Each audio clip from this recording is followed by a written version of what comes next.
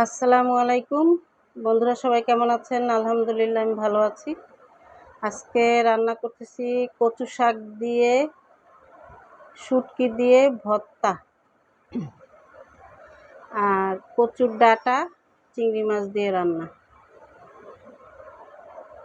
আমি আগে কচু শাকগুলো ফ্রাই প্যানে দিয়ে দিচ্ছি, তারপরে রসুন, পেঁয়াজ, শুটকি মাছ, তারপরে কাঁচামরিচ দিয়ে দিছি। এখন উপর দিয়ে আবার কচু পাতা দিয়ে ঢেকে দিব, তারপর ঢেকে সিদ্ধ করব। সিদ্ধ করে তেলের উপর বাগার দিব। আর চিংড়ি মাছ দিয়ে কচুর ডাঁটাগুলি রান্না করছি। যাই হোক, আজকে আলোচনা করব যে আমরা এই যে মানুষ যা কিছু করি তা কিন্তু ফেরত আসে।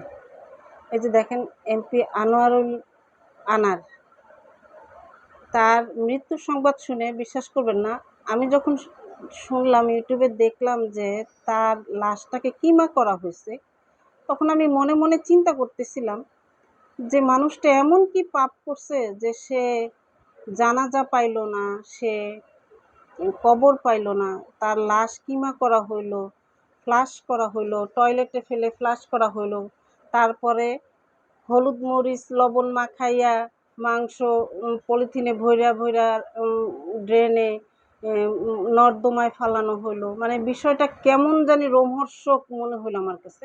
আমি ভাবতেই ছিলাম যে আল্লাহ এমন কি পাপ করছে সে যে তার এরকম একটা মৃত্যু হইলো।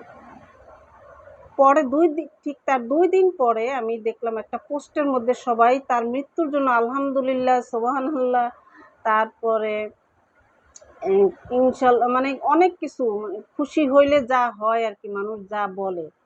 তারপরে অনেকে সেখানে আবার স্ক্রিনশট দিয়ে দিল যে একটা ছেলেকে সে মারছে,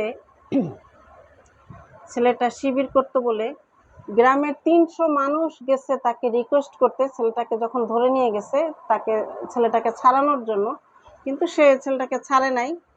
তার মা কথা দিছিল যে আমার ছেলে আর শিবির করবে না, আমার ছেলেকে মানা করে দিব, আমার ছেলে এরপর থেকে আওয়ামী লীগ করবে। তখন সে বলছে আওয়ামী লীগ করার মানুষের অভাব নাই। সেই 300 মানুষের অনুরোধ উপেক্ষা করে সেই ছেলেটাকে সে ছাড়লো না এবং ছেলেটার চোখ উপড়ায় ফেললো, ছেলেটাকে গুলি করে মারলো।